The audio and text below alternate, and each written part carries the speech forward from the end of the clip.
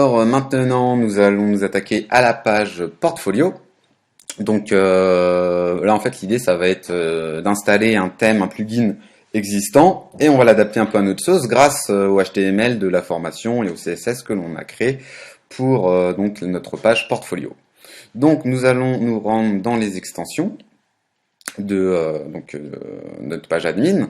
On va cliquer sur Ajouter, et là, on va venir rechercher un plugin qui s'appelle Arconix, donc Arconix Portfolio. On recherche, voilà, c'est le premier. On clique sur Installer maintenant. On fait OK. On l'active. Vous voyez côté admin que le portfolio est bien installé. On peut cliquer dessus. Et là, en fait, vous voyez, vous avez trois petits sous-menus. Donc, si on clique sur Feature, en fait, ça va être les catégories que l'on va créer qui vont se trouver dans le filtre de votre portfolio. Et si on clique sur Add News, ça va être bien sûr un nouveau projet avec une description, un petit texte et puis une image qu'on va insérer à la une qui nous servira de mini-vignette dans la page portfolio, mais aussi de grande image dans la page détail. Donc on va commencer par cliquer sur Feature et on va commencer par créer, à titre d'exemple, trois catégories. On va commencer par 3D. On peut venir copier le nom, l'identifiant, la description. On l'ajoute, on clique sur Add New Feature. On va créer une nouvelle qu'on va appeler Web. Pareil, on copie et on colle. Et une dernière qu'on va appeler Photo. Voilà, copie et on colle. Donc là, on a nos trois catégories. Maintenant, c'est bien beau d'avoir trois catégories, mais on va appliquer donc des images à chaque catégorie. Donc on va cliquer sur Add New. Donc on va appliquer bien sûr des nouveaux posts au sein donc de chaque catégorie. Donc par exemple, là on va mettre, on va faire simple, hein, on va mettre 3D post ou 3D post hein, pour donc le post qu'on va insérer dans notre catégorie 3D. On peut mettre blabla hein, à titre d'exemple dans la description. Allez, on copie-colle plein de fois. Voilà. Donc là, notre premier post ira dans la catégorie 3D. Donc on va bien taper le nom de la catégorie dans Features ici. On tape 3D. On clique sur plus 3D, ajouter. Ah oui, il faut savoir qu'on peut aussi associer le post à plusieurs catégories. Par exemple, si on avait voulu associer ce post à la catégorie web, par exemple, on aurait pu rajouter aussi web ici. Voilà, tac, et on va cliquer sur ajouter. Bon, là, pour l'instant, on va pas faire ça, hein, on va juste ajouter ça à la catégorie 3D. On va venir utiliser une image. Donc, on va cliquer sur utiliser comme image à la une. Et puis, on va venir rechercher, soit sur votre ordinateur ou sur les fichiers présents dans votre bibliothèque, une image. Donc, par exemple, on va prendre celle-là. On peut mettre un titre, un texte alternatif, une description. On clique sur utiliser comme image à la une. Voilà. Et là, on peut cliquer sur publier. On va faire la même chose. On va cliquer sur Add New. Avec, par exemple, Web Post, comme titre. Un petit blablabla en description. Une catégorie, donc là on va bien mettre Web. On ajoute. Une image à la une, on va mettre celle-là. Bon, on va plus laisser. Tac, on met n'importe quoi. Tac, enfin n'importe quoi. Essayez de nommer au mieux quand même vos images et vos descriptions pour le référencement. Utiliser comme image à la une. On publie. Et enfin, la dernière, c'était photo. Donc du coup, on clique sur Add New, photo post, un petit blabla en description, la catégorie, donc bien sûr, ça va être dans photo, on ajoute, et l'image à la une, on va prendre, tiens, celle-là, hein, on va ajouter du blabla, tac, voilà, et on publie. Donc là, on se retrouve bien avec 3 posts qui sont chacun dans les différentes catégories que l'on a créées, à savoir 3D, photo et web. Maintenant, c'est bien beau d'avoir créé tout ça, mais il va falloir appeler le portfolio dans notre page portfolio. Donc du coup, on va se replacer dans page, toutes les pages, on vient chercher la page portfolio, on clique sur modifier, et ici, on va ajouter un petit shortcode. Donc, qui se trouve, enfin, on l'écrit crochet portfolio, c'est l'appel en fait du portfolio, portfolio, espace, link, là on vient lui cibler une page, on va appeler tout simplement page entre guillemets. Tac, et on ferme les crochets, voilà.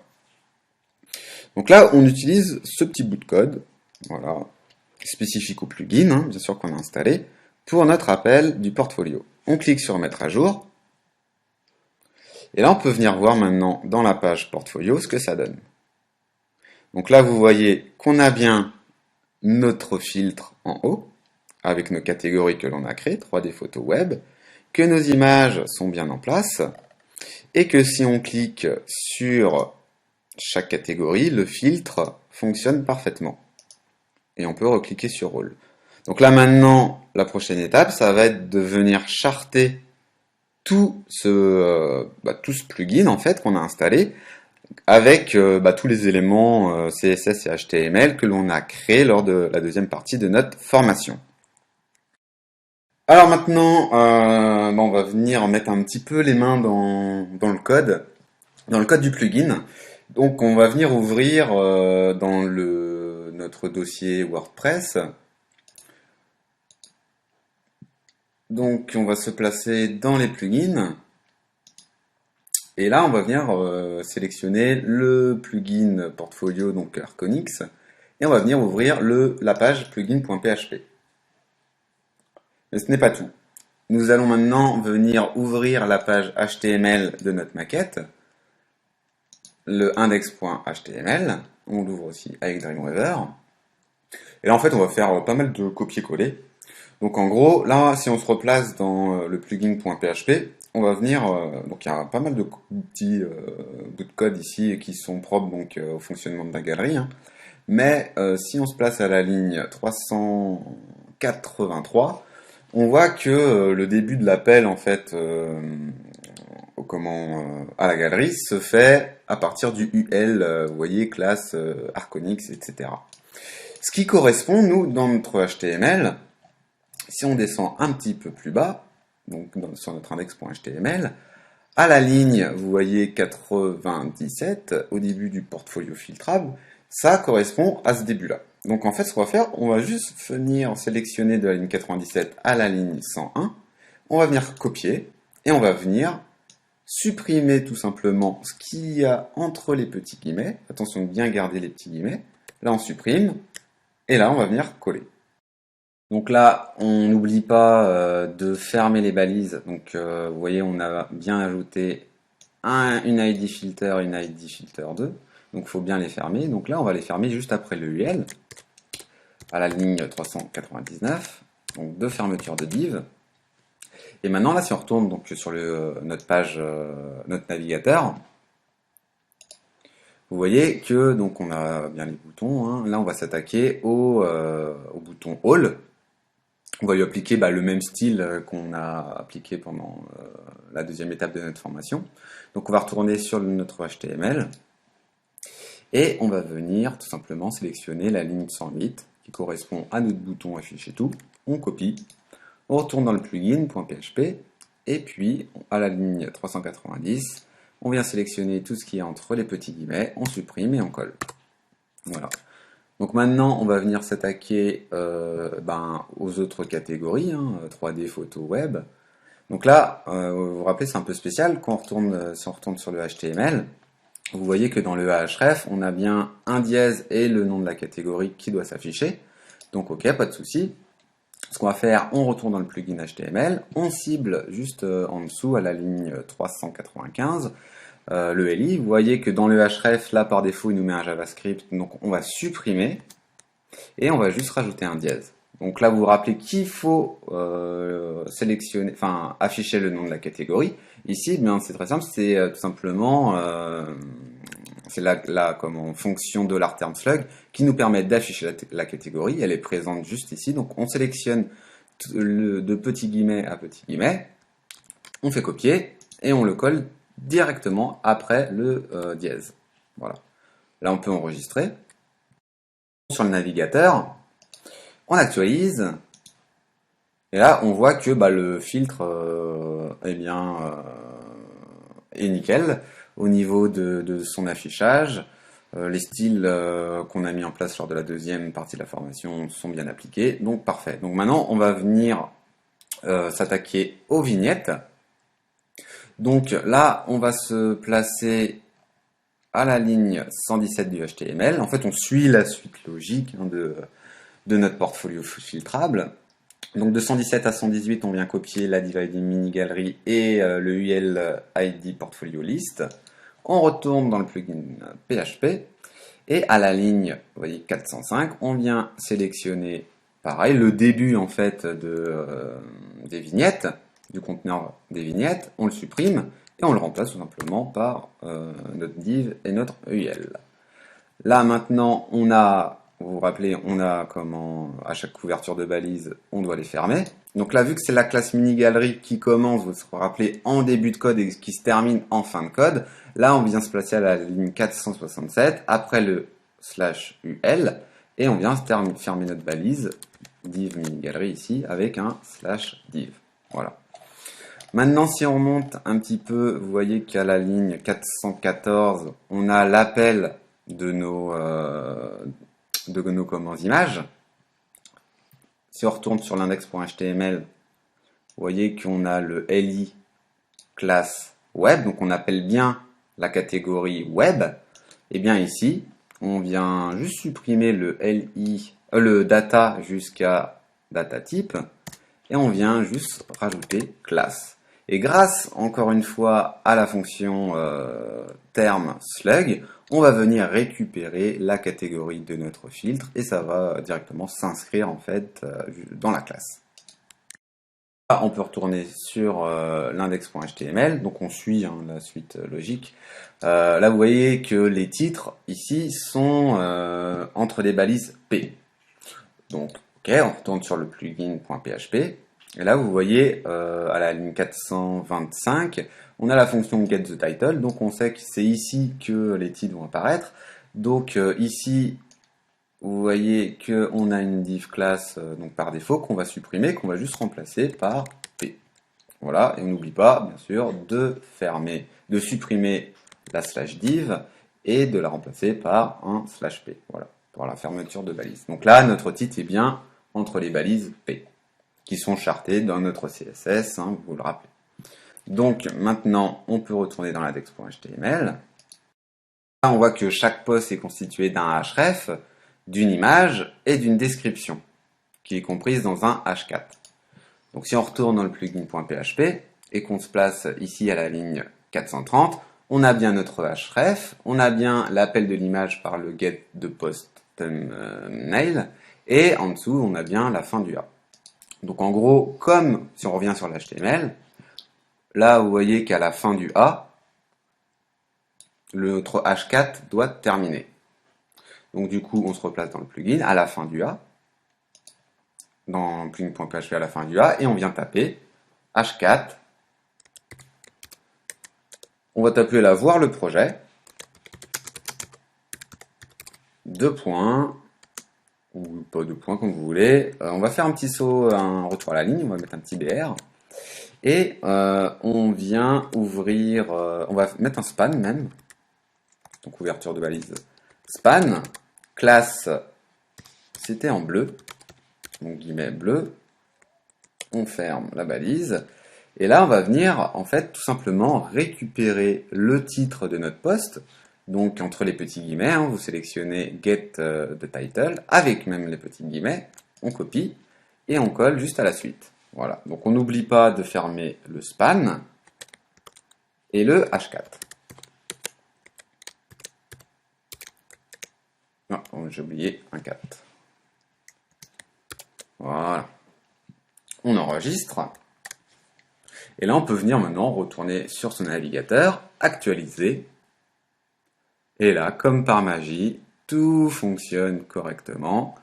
Vous voyez, quand au rollover, on a voir le projet et puis le nom du poste, 3D. Pareil, hein, de photo, web, et si on fait afficher tout, voilà, tous nos postes s'affichent. Alors maintenant, on a juste oublié un petit truc, c'est le display ici. On va le supprimer, donc en fait, on peut faire CTRL ou commande F, rechercher display. Oups là, pardon. Donc CTRL F. On se met bien dans document actif, code source, suivant, c'est pas là, c'est ici. Alors vous voyez, ligne 162, on va venir tout simplement supprimer la ligne, donc heading display. Voilà, on enregistre, on actualise, et voilà. On voit que le portfolio, eh bien, on a réussi à charter exactement la même chose. En fait, on a tout réadapté, hein, on a fait tout ça à notre sauce. Donc là, parfait, tout fonctionne. Vous voyez que si on clique sur un poste, eh bien on arrive sur le même template, le même gabarit que la page actualité, mais que là, vous voyez, le titre photo post se trouve en dessous de l'image. Bon, c'est pas très esthétique, donc on va essayer de modifier tout ça, de le remonter. Donc pour ce faire, on va venir ouvrir dans notre dossier design la page content.php. Et là, on va venir un petit peu plus bas, la ligne 33. Voilà, cibler le H1, donc la classe entry title nuancier, donc qui correspond à notre titre. On la coupe, CTRL X ou commande X, et on vient juste se placer après le NDIF et on la colle ici. Voilà. On enregistre, on peut retourner voir hein, déjà ce que ça donne. On actualise, et là on voit que déjà c'est un peu plus propre. Voilà. Donc là, on va venir ajouter nos petits réseaux sociaux hein, qu'on avait installés précédemment lors de la deuxième partie de la formation. Donc, je vous propose d'ouvrir le HTML et le dossier HTML et de vous rendre dans la page détail. On ouvre avec Mover et là, on va venir copier. Alors, de la ligne, c'est un peu plus bas, voilà, de la ligne 100 à la ligne 111. Donc, notre ID partage jusqu'à la fermeture de sa balise. On retourne dans content.php et puis là on va juste se placer après l'entry header et on va venir coller. Voilà. On enregistre. Là on regarde ce qui se passe sur la page. Là on voit que ça va. Voilà, que ça se décale, c'est normal. On va juste, à cause de l'image flottante, on va rajouter un petit BR clear all. Voilà, pour faire un retour propre à la ligne, on enregistre, on actualise, et voilà, l'image normalement se cale, c'est parfait. Là, on va venir changer aussi, vous voyez, le bouton retour aux actualités, parce que vu que là, vous voyez, on est sur le même template que les actualités, enfin, les actualités et le portfolio, la page portfolio détail sur le même template, donc du coup, le bouton retour aux actualités, c'est pas terrible, hein, on va juste changer son appellation. Et on va en profiter aussi pour mettre un petit BR juste avant le blabla là, de la description pour pas que ça soit collé. Donc là on retourne dans notre content.php et puis vous voyez ligne 22, le retour aux actualités. On va juste remplacer ça par retour en arrière, vous mettez ce que vous voulez. Voilà, et au niveau de la description, on va se placer à la ligne 44 et on va juste rajouter un BR. Voilà. On enregistre, on actualise, on regarde ce que ça donne. Voilà, donc là, retour en arrière, c'est OK. Le BR, il est pris en compte aussi. Et là, par contre, je viens de voir, si on actualise plusieurs fois, là, vous voyez, on a un petit bout de code qui passe en arrière encore.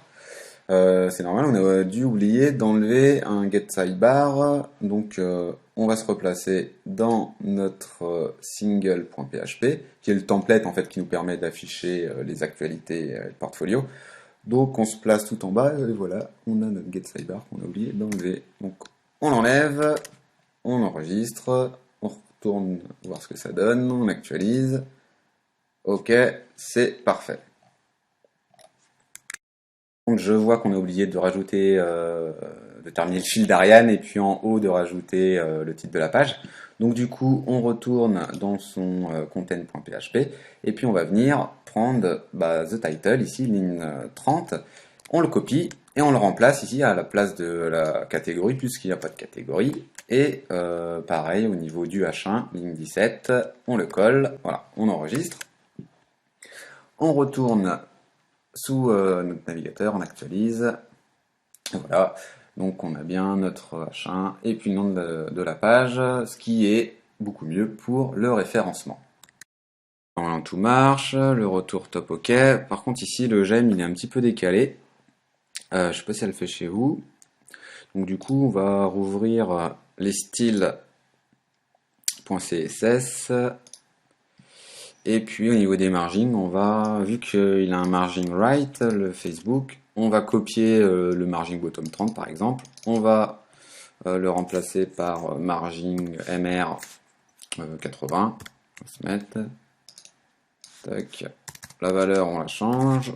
Margin right. On vient se mettre en 80 du coup pixels.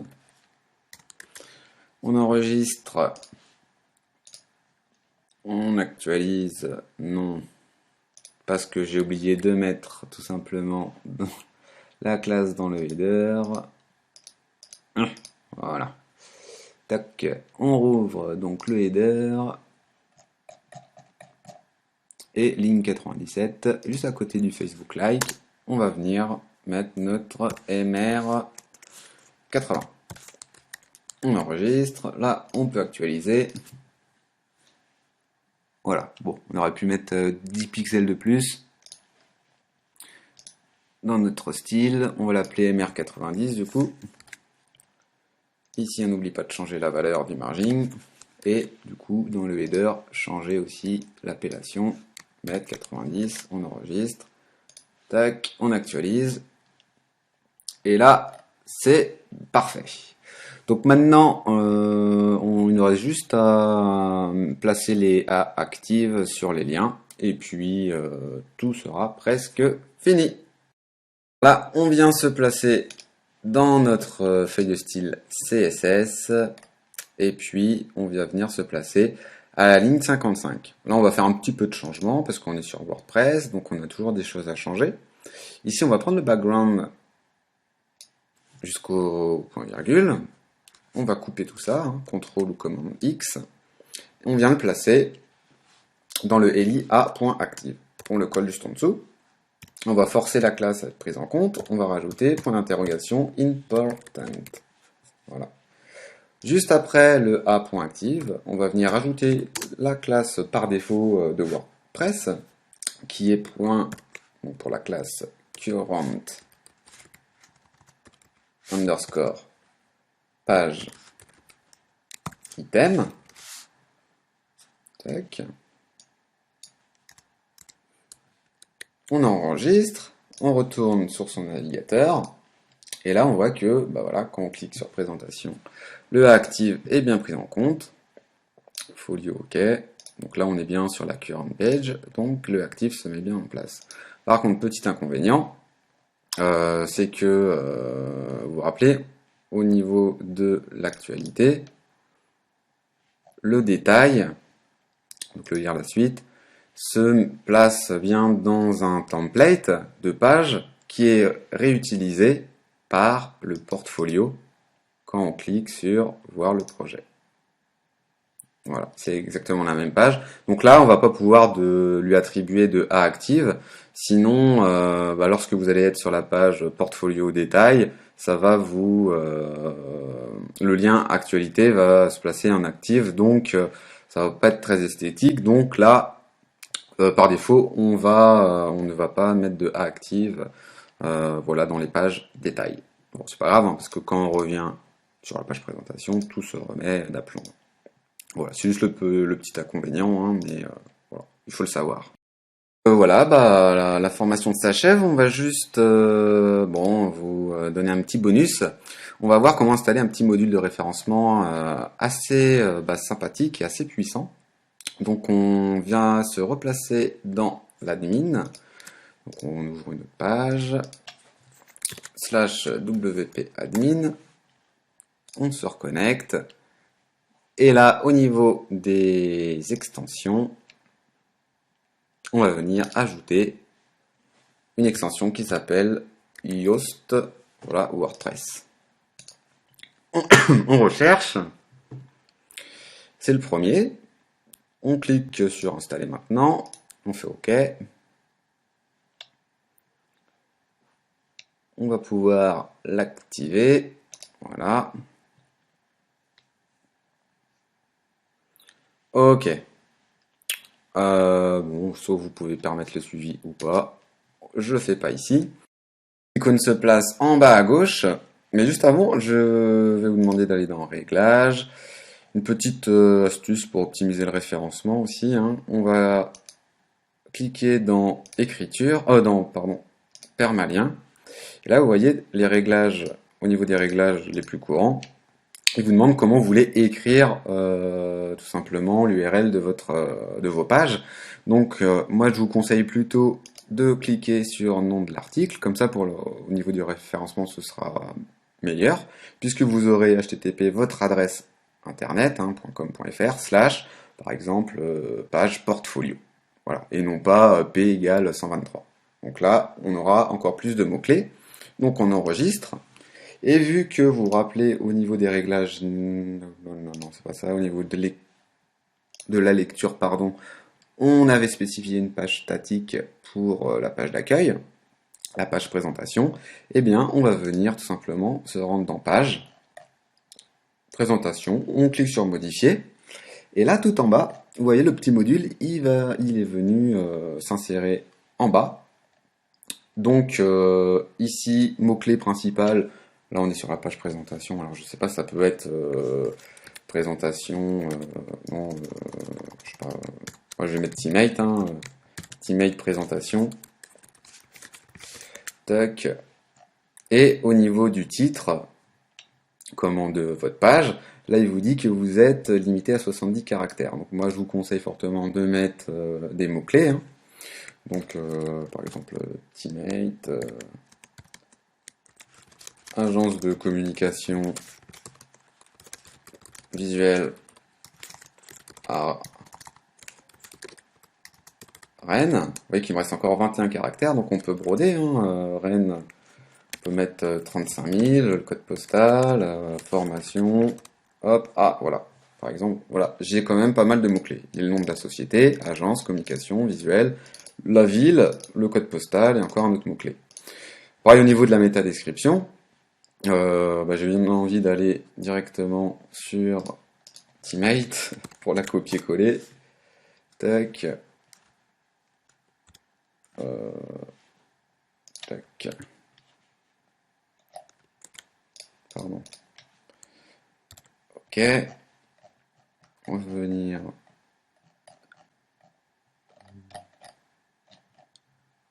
La récupérer.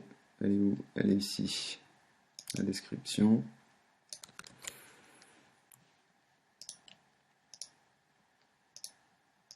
Tac. On va venir la coller là. Bon, là on est un petit peu trop haut. On peut quand même aller jusqu'à 160, 170. Hein. Mais pour optimiser vraiment, voilà, on aurait pu s'arrêter là. Donc là voilà, ils vous disent qu'on est bien, on a encore 5 caractères restants. Bon, on peut cliquer maintenant sur analyse de la page. On va d'abord mettre à jour. Pardon, tac. Et là, vous voyez qu'on a une petite pastille qui nous dit, bah là on est pauvre quand même en mots-clés, en texte. Donc c'est au sein même de cette page qu'il va falloir optimiser tout simplement vos phrases, rajouter des mots-clés, pourquoi pas rajouter même des phrases supplémentaires. Et l'intérêt aussi de ce petit plugin, c'est lorsque vous allez retourner sur votre page en question, dans la sidebar, vous allez voir directement, vous voyez la petite pastille. Donc là, on sait qu'on n'est pas bon. Donc bien sûr, moi je connais pas, enfin je sais pas si vous êtes une société en particulier, je connais pas votre domaine d'activité, donc n'hésitez pas à rajouter le plus de mots-clés possible, tout en construisant des phrases en français, et non pas des mots-clés, des virgules, etc. Donc là, on peut faire exactement la même chose sur les articles. Tac, vous voyez, au niveau des articles, ma première actu, si on la modifie, voilà, donc encore le titre, la description à insérer, etc., etc. Et je crois même que au niveau des médias, toutes vos photos, si vous voulez vraiment les optimiser, on clique sur modifier et vous pouvez aussi, vous voyez ici, modifier tout, le titre et la description. Voilà, j'espère que cette formation vous aura plu, que vous aurez appris beaucoup de choses. Nous, on s'est bien amusé. Si vous avez des questions, eh bien, n'hésitez pas à nous les poser. On est là pour ça. Et je vous retrouve prochainement pour une nouvelle formation. À bientôt. Exactement la même chose au sein même des articles. Vous voyez, au niveau de ma première actu, si je clique sur modifier et que je descends plus bas, on rajoute le titre, la description, le mot-clé principal. On peut même rajouter aussi des mots-clés, vous voyez ici, hein. Test, virgule, test 2, etc., virgule, ajouter, voilà, il s'ajoute. Au niveau des médias aussi, si vous voulez optimiser vos photos, on clique sur modifier, et vous voyez qu'en bas, le module, on le retrouve aussi. J'ai juste oublié de vous montrer vite fait comment fonctionne la newsletter. Donc, par exemple, si quelqu'un s'enregistre damien@steamate.fr, s'il clique sur je m'abonne. Donc là, en fait, il y a un petit bug qui se crée entre le module de newsletter et le module de contact. Alors bon, c'est un petit bug, mais là, vous récupérez bien les adresses. Quand Tartampion va s'enregistrer, vous allez bien récupérer en base les adresses. Mais là, normalement, il y a un petit message qui apparaît comme quoi l'internaute doit valider son inscription en cliquant sur un lien dans sa boîte mail. Donc là, en fait, il y a deux solutions. Soit vous n'utiliserez pas de newsletter sur votre site internet, dans quel cas vous pourrez garder le module de contact. Donc par exemple cette page newsletter, vous allez l'appeler autrement, présentation 2 ou autre chose, quoi, lien, ami, etc. Soit vous voulez garder donc les deux, la newsletter et le contact, dans quel cas il va falloir changer le formulaire de contact. Donc il y en a un qui est pas mal aussi, hein, qu'on peut retrouver dans les extensions. Donc si on clique sur extension installée, on va venir déjà désactiver le contact form 7. Et là on va cliquer sur ajouter. Et on va taper JS contact form. Il y a toujours possibilité de retrouver d'autres modules. Ça peut arriver, ça arrive même souvent qu'il y a des extensions qui rentrent en conflit.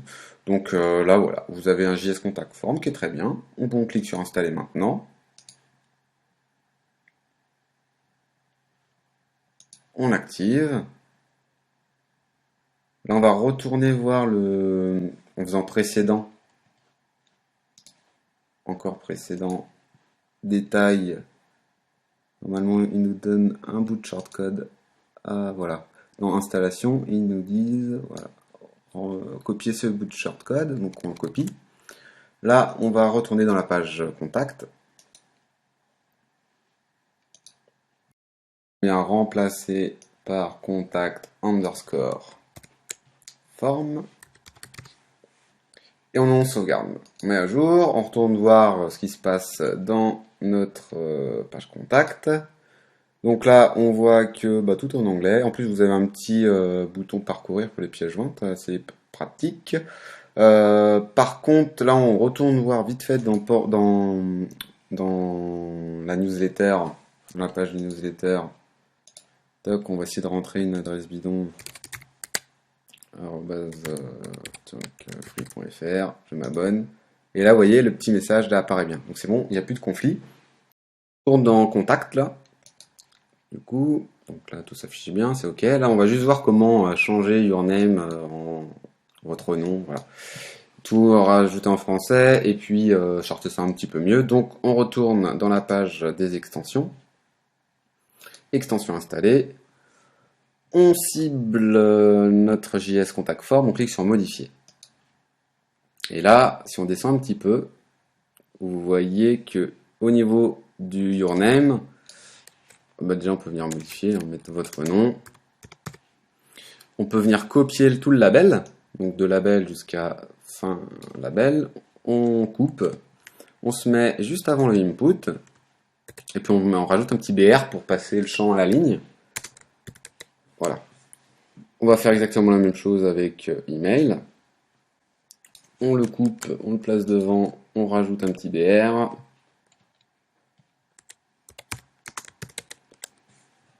Le sujet, on va faire pareil.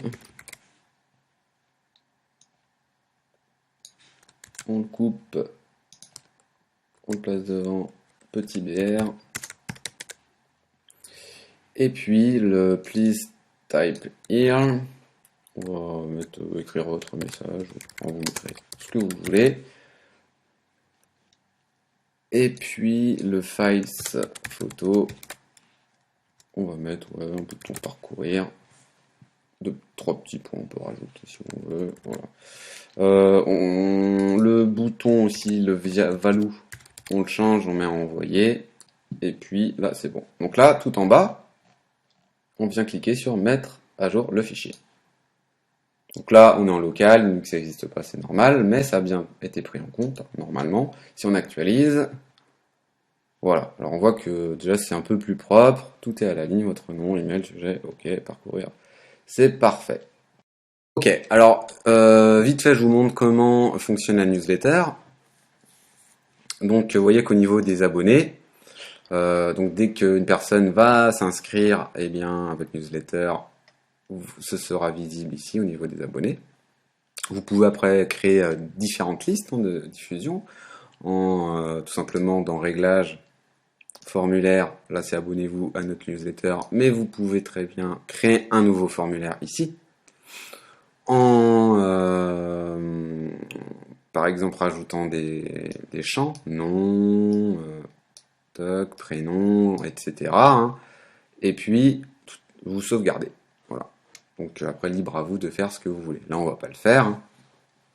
Et juste au niveau de l'envoi de la newsletter, on clique sur newsletter, ça on peut supprimer le guide d'utilisation. On va venir cliquer sur créer une nouvelle, newsletter classique, un sujet par exemple, donc des tests. hein. Là, vous pouvez venir choisir vos listes. Donc, l'utilisateur WordPress, c'est toutes les personnes qui sont inscrits à votre site via WordPress, mais là, on n'a pas laissé libre, on n'a pas laissé ce champ libre au niveau d'un widget. hein. Personne ne peut s'inscrire là pour l'instant, donc après libre à vous de mettre un petit bouton inscription. Là, ce qui nous intéresse, c'est ma première liste. Pour l'instant, il n'y a qu'un abonné. Hein, j'espère que vous en aurez des milliers.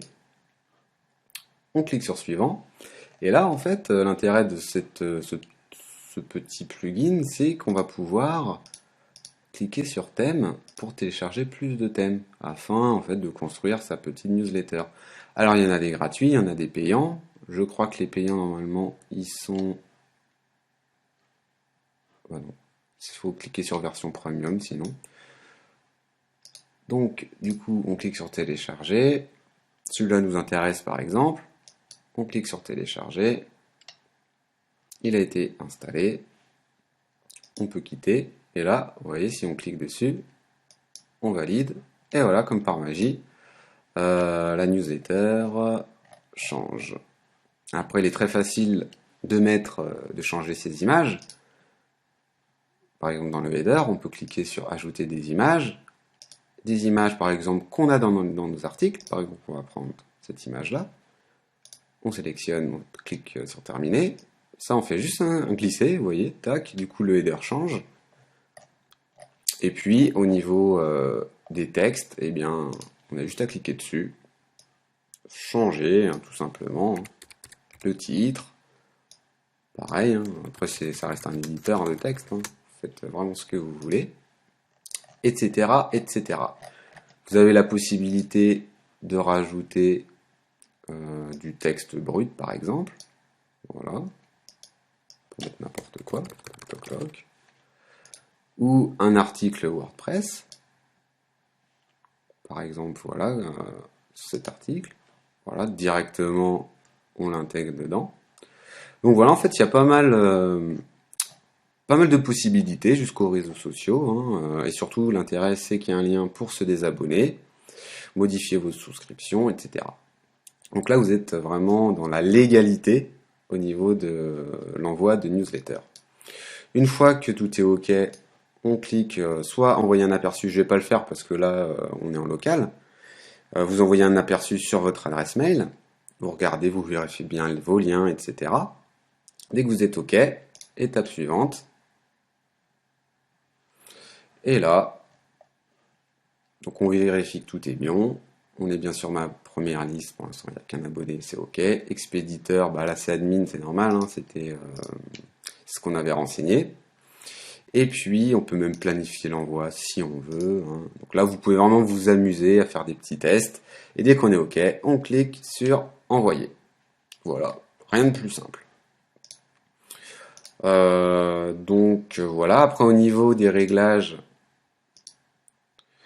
vous pouvez dans confirmer l'abonnement et mettre un petit peu ce que vous voulez au niveau du sujet de l'email.